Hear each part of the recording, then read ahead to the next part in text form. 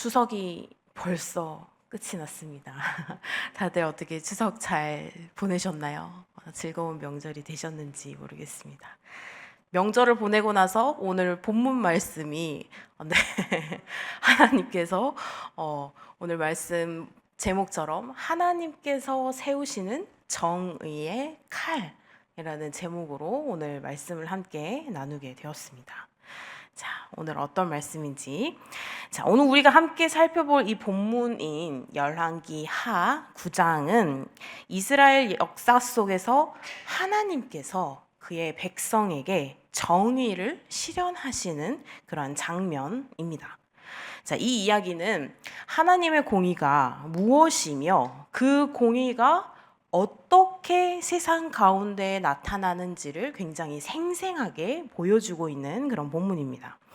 자, 이스라엘은 하나님의 선택받은 백성이었음에도 불구하고 왕과 백성 모두가 타락해서 하나님의 길에서 점점 멀어져 갔죠. 특별히 북이스라엘의 아합 왕가는 그들의 우상 숭배와 그리고 굉장히 잔혹함으로 인해서 하나님의 심판을 피할 수가 없었습니다. 자, 오늘 본문에서는요, 우리는 아합의 아들 요람과 그리고 그 가문이 하나님께로부터 심판을 피할 수 없는 심판을 받는 그 순간을 맞이하게 됩니다. 그리고 그 심판은 여호와의 도구로 선택된 이 예후를 통해서 이루어지는데요. 본문을 깊이 들여다보면서 하나님의 정의와 하나님의 공의가 이 땅에서 어떻게 이루어지는지를 한번 우리가 살펴보도록 하겠습니다. 자, 본문 14절에서 16절은요. 예후가 요람에 대한 반역을 준비하는 그런 장면이 나옵니다. 예후는 이스라엘 군대의 장군이죠. 아람과의 전쟁에서 북이스라엘의 군대를 지휘하고 있었습니다. 요람은 아람 왕 하사엘과의 전투 중에 상처를 입고 이즈르엘에서 회복 중에 있었고, 예후는 그 틈을 타서 반역을 일으키게 됩니다. 이 반역의 배후에는 단순히 정치적 권력 다툼이 있는 것이 아니라 하나님께서 직접 이 예후를 통해서 그의 정의를 실현하시려는 그런 하나님의 계획이 담겨 있습니다. 자, 예후는 이미 앞서서 한 선지자 엘리사가 보낸 그런 젊은 선지자에 의해서 기름 부음을 받았습니다. 그리고 그 기름 부음은 단순히 왕의 교체가 아니라 하나님의 공의가 이루어지기 위한 수단이었습니다. 하나님은 아합의 집에 대한 심판을 미리 선포를 하셨고요. 그때가 바로 이 예후를 통해서 이루어지고 있음을 우리는 볼 수 있게 됩니다. 우리는 종종 이렇게 하나님의 공의와 정의가 이루어지지 않는 세상을 바라보며 낙심할 때가 있죠.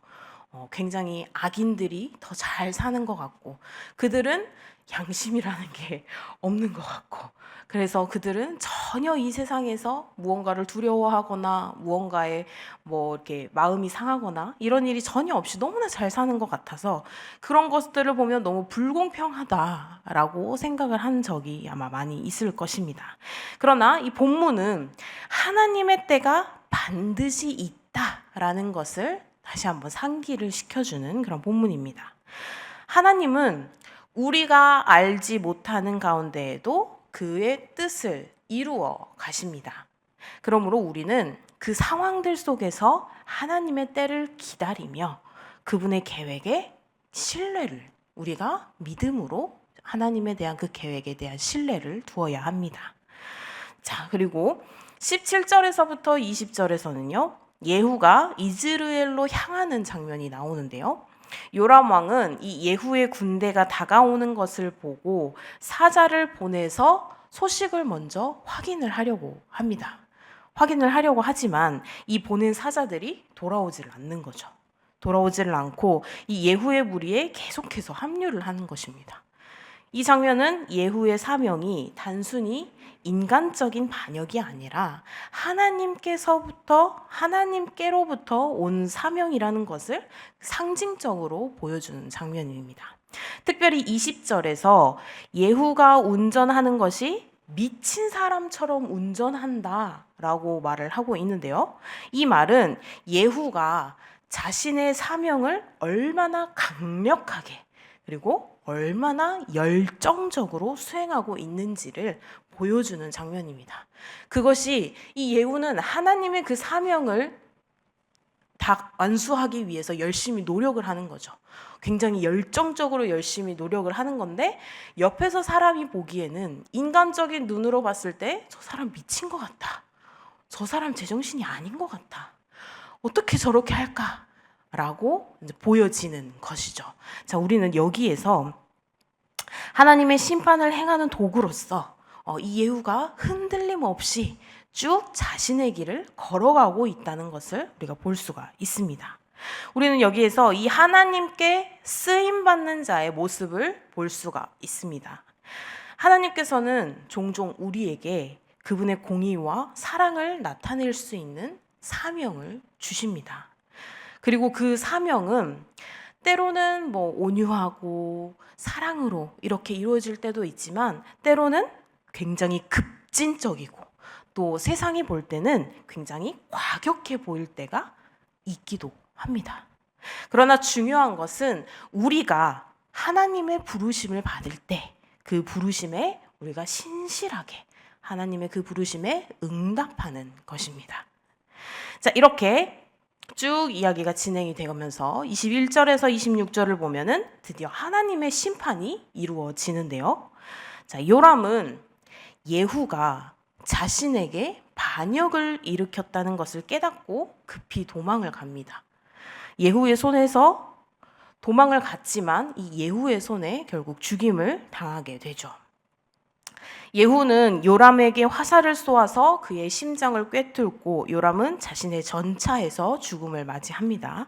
자, 여기에서 주목할 부분은 예후가 요람을 처형한 후에 그 시체를 나봇의 포도원에 던진다는 점입니다. 자, 이 장면은 아합 왕과 그리고 이세벨 왕비가 이 나봇의 포도원을 빼앗기 위해서 그를 음모로 죽인 사건이 있었죠. 그런 사건과 연결이 되고 있습니다. 하나님께서는 아합과 이세벨의 악행을 결코 잊지 않으셨으며 그들의 악행에 대한 공의로운 심판을 이 순간에 이루었던 것입니다. 자, 요람의 죽음은요, 단순한 정치적 반역의 결과가 아니라요, 하나님의 공의가 아합의 집에 대해서 실현된 것이라는 점입니다.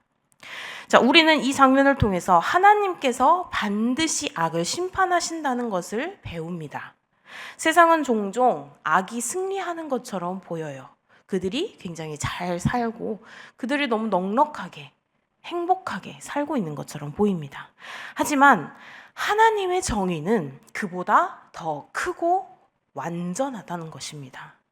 악은 반드시 심판받고요. 하나님의 공의는 언제나 승리합니다. 우리는 이러한 하나님의 공의를 신뢰하며 계속해서 하나님을 믿음으로 살아가야 한다는 것입니다. 자, 마지막으로 이 본문이 우리에게 던지는 중요한 도전은 바로 하나님의 공의 앞에서의 경외심과 회개의 필요성이라는 것이죠. 아합의 집은 그들의 죄악과 그리고 그들의 불순종으로 인해서 멸망의 길을 걸었습니다.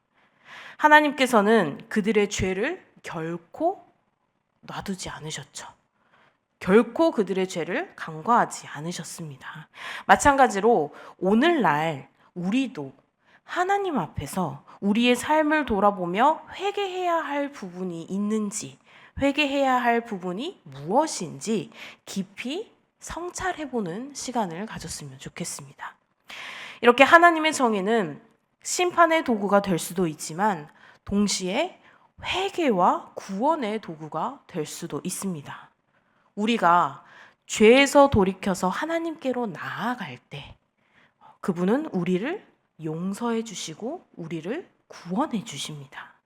그러나 하나님의 정의를 무시하고 계속해서 이렇게 불순종의 길을 걸을 때 결국 우리는 심판을 피할 수가 없게 됩니다. 이렇게 우리의 삶 속에서 하나님의 말씀에 귀를 기울이며 매일의 삶을 그분 앞에서 경외함으로 살아가는 것이 중요합니다. 하나님의 공의는 결코 멀리 있는 게 아닙니다. 우리는 항상 그분의 뜻 안에서 살아가야 합니다. 자, 사랑하는 성도 여러분, 이 열왕기하 9장에 기록된 이 예후의 이야기는 단순히 과거의 역사가 아니라요, 오늘 우리에게도 굉장히 중요한 교훈을 줍니다. 하나님의 정의는 반드시 이루어진다라는 것입니다.